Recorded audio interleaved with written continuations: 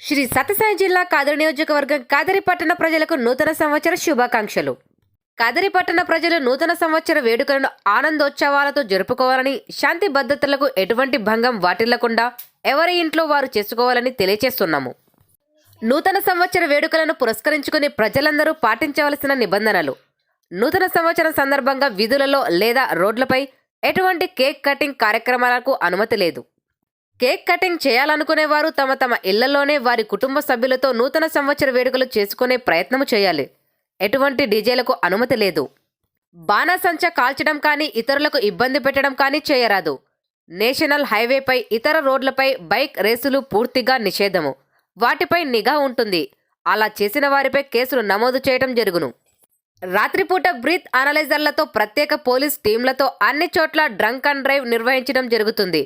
ఎవరైనా మద్యం మత్తులో వాహనము నడిపినట్లు తెలితే వారిపై కేసు రిజిస్టర్ చేసి 10,000 రూపాయల జరిమానా విధించడం జరుగుతుంది.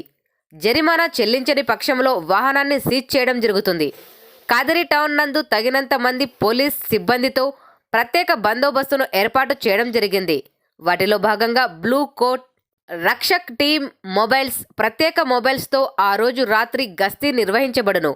ప్రభుత్వం వారు నిర్దేశించిన సమయం వరకు మాత్రమే బార్స్, హోటల్స్, రెస్టారెంట్ల వారికి అనుమతి ఉంటుంది తప్ప ఎవరికి ఎటువంటి ప్రత్యేక అనుమతులు ఉండవు.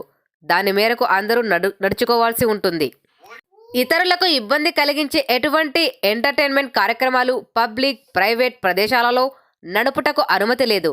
ఏదేని కార్యక్రమాలు చేయుటకు ముందస్తు పర్మిషన్ను పోలీస్ వారి నుండి పొందవలెను. లేనిచో చట్టరీత్యా చర్య తీసుకోబడను.